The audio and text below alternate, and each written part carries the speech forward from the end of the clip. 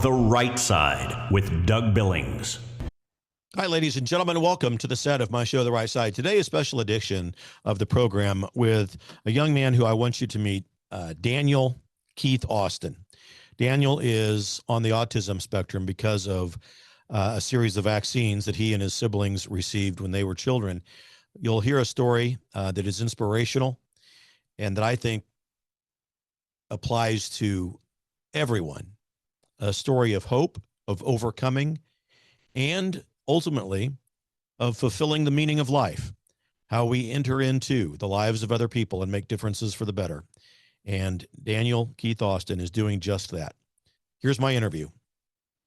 Hi, everybody. Welcome to The Right Side. Doug Billings here. A special edition of the program today. A friend and a guest, Daniel Austin, with us. Daniel, welcome to the program.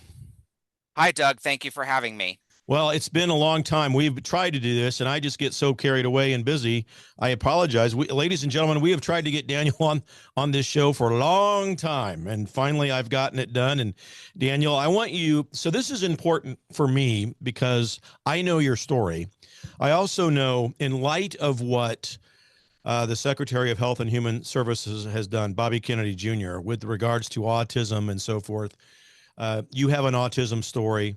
And although not the same thing, I have a son who has Down syndrome, not related, but I have a special place in my heart for people who have this story, and I want you to kind of begin there, if you don't mind. Tell us your autism story, Daniel. Okay. Well, if you're new with me, my name is Daniel Keith Austin. I'm a children's book author, autism advocate with autism, and go-getting digital entrepreneur who's sick and tired of life holding him back. So, beginning with my autism story, my family story is one of the clearest examples I've ever seen of what vaccine injury looks like in real life. All four of us siblings are on the autism spectrum, and all four of us were vaccine injured. And we know that because we were genetically tested by a doctor, and there was nothing on my mom's side or my dad's side that even mimicked autism or any mental illness. But we were tested for heavy metal toxicity, and that was off the charts. And it's not anything like silver fillings. We've never had a single cavity in our childhoods, ever. My youngest brother, Jeremy, his case is the most severe and the most heartbreaking. He was already nonverbal and struggling with self-injurious behaviors as a child, like biting his arms every day, multiple times a day. When he was 13, his doctor insisted that he needed another shot to stay enrolled in school, and my mother was told it was mercury-free and thimerosal-free. And within days of that shot, Jeremy's behavior completely fell apart. He went from being hard to manage to being aggressive and dangerous towards others. He started having grand mal seizures for the first time in his life, often multiple times a week. He became a danger not just to himself, but to others. That one shot destroyed what little progress he made. And later, the doctor admitted that there may still have been traces of thimerosal in the shot. There's no regulation of how much is in a trace. And she even told my mother, I'm convinced Jeremy got a full dose of thimerosal. And that's why I wrote Chelsea and Benjamin, which is going to be Chelsea, the Golden Retriever, book number 3 in my children's book series. Benjamin is the fictional version of Jeremy, and the book introduces a man with severe autism who meets Chelsea as a puppy, and it changes both of them. That moment becomes the spark that sets Chelsea on her journey to becoming a therapy dog. And this story isn't just fiction, it's healing, it's legacy. It's my way of honoring Jeremy and helping other children understand, accept, and love kids who are different. That book is coming soon, and I can't wait to share it with the world. Wow, Daniel. And I'm holding it up here. Chelsea's New Beginning. Is this your first book, right? Yes, it is the first book in my children's book series, and I have it with me right here. Yeah, awesome. Well, and I was thumbing through this. Is Chelsea a real golden retriever that you have or had? She was a real golden retriever I had in my childhood, and sadly, she was not with us long. She passed away at the age of 3 years old. The story Chelsea's New Beginning itself is totally fictionalized, but I based the Chelsea character on my real golden retriever, Chelsea, because I think Chelsea deserved a at least a universe, even if it's a fictional one, where she lived a full, happy life and impacted the lives of um, thousands of people, thousands of animals. Wonderful. Well, I had a golden retriever when I was a boy, the smartest animal I've ever seen or known. I have a yellow lab named Jet today, who's actually a service dog for my son Michael. Michael doesn't need a service dog, but we were at a conference once, and a man who raises these animals, just as many people do, fell in love with my son Michael and gifted him this dog for Christmas a few years ago. That So is I amazing. know what you mean, how special these animals are. Now, with regards to your advocacy, and when you heard, Bobby Kennedy and Tylenol and the dangers of it and so forth, was you didn't mention Tylenol in your story, but do you take that kind of thing seriously? Is that a real story? Is that real for you in your world, whether it's your life or other people that you know? Well, I do believe it's something that doesn't get talked about enough, about how other common medical practices can interact with vaccine ingredients to make harm worse. Um, acetaminophen, hope I'm pronouncing that right. Acetaminophen. Yes, that's Yes. that's a tough one. Yeah, Yeah. In Tylenol, yeah, that and Tylenol can temporarily weaken the blood-brain barrier and blunt immune responses. And when you pair that with a mercury-containing preservative like thimerosal, you get what I consider a dangerous one-two punch. And this is not abstract for me, it's personal. My family was harmed by vaccine-related toxicity, and the idea that other routine treatments could be priming infants for worse outcomes is absolutely terrifying. it One is. concrete example people rarely mention: newborn boys are often given Tylenol around circumcision. That practice deserves scrutiny because if you are priming a baby's system at the same time you're exposing them to potentially neurotoxic substances, that's something parents and doctors need to know about and debate openly. What was the vaccine that you were given? Was it one or was it a series of them that caused you and your siblings to become part of the autism spectrum? I don't think you can pin it down to one specific vaccine. I know that because I was brought up in the Air Force for the first 7 years of my life, my parents followed the vaccine schedule on that to a T. Yeah, yeah, and I know what you mean. I came from the healthcare industry prior to 2020, when the COVID nonsense started. I was on the same protocols, and I have never been an anti-vaxxer. I'm still not. However, I do want precautionary measures put in place, and I do think when I look at the image of a newborn baby in 1962, the year I was born, when we got 5 vaccines, compared to what they get today when there's needles everywhere on that poor infant outline, it's absolutely mind blowing that we allow this to happen, in my opinion. It's absolutely mind blowing, and it's very subtle. They subtly kept adding new vaccines to the schedule every year. I think by the time uh, my mother got married to my father, um, it was 1985. Correct me if I'm wrong on this, but um, she said throughout her childhood, the most vaccines she ever probably got was like 8. But now we're looking at 60, 70, 80, 90 shots Yeah. in the childhood vaccine schedule now.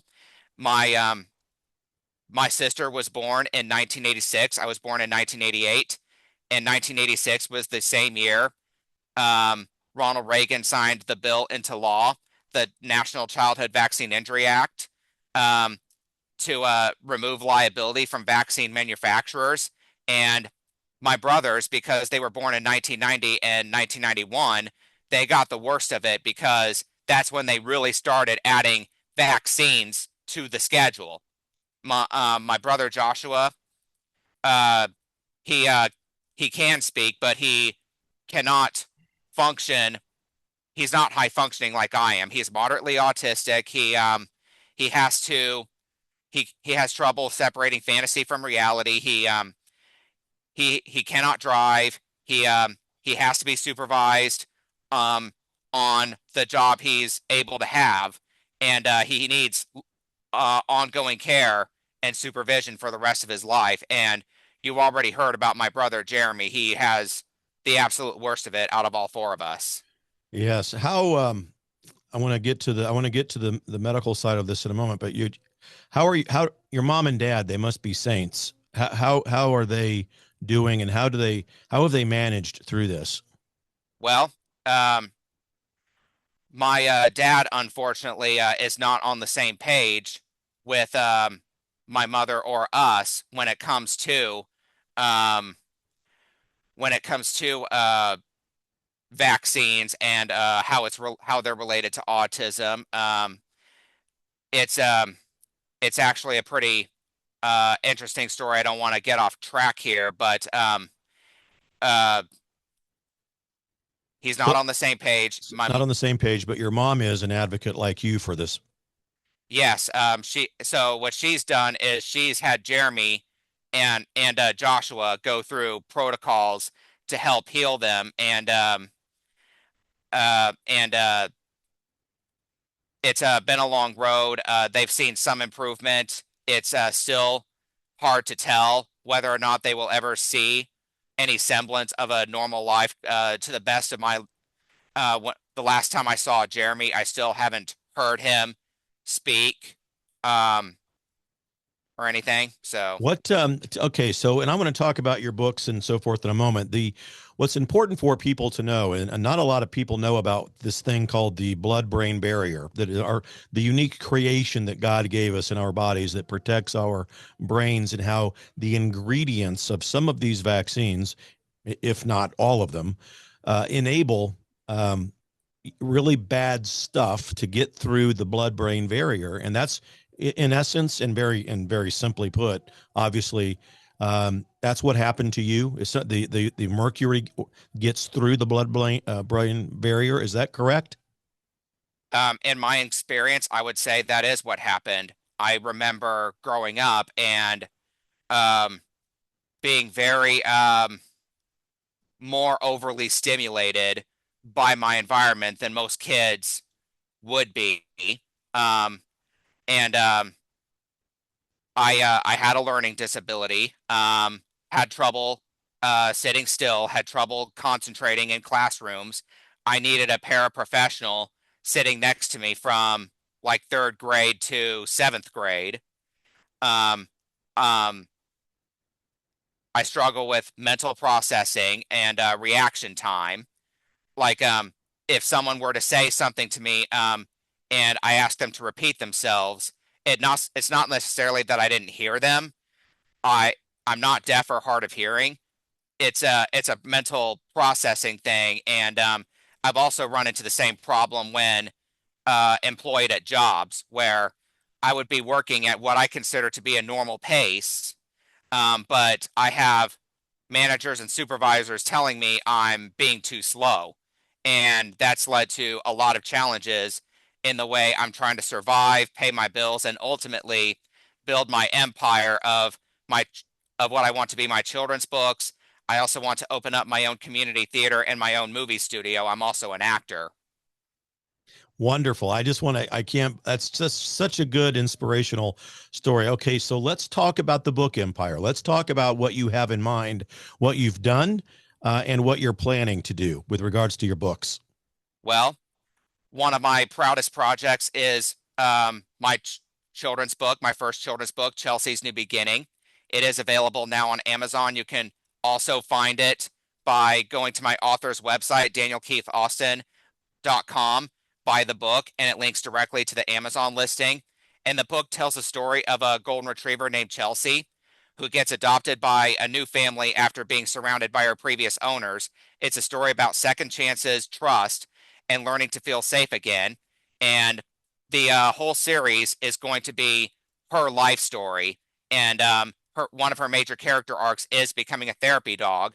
I also announced on Children's Health Defense 2 months ago that I'm making a prequel series to Chelsea the Golden Retriever because so much is being done for the topic of autism and vaccines and big pharma. I am so Nathan in Chelsea's New Beginning is the man who adopts Chelsea, and he's the one who has the brother Benjamin, who is severely autistic, who is the fictional version of my brother Jeremy.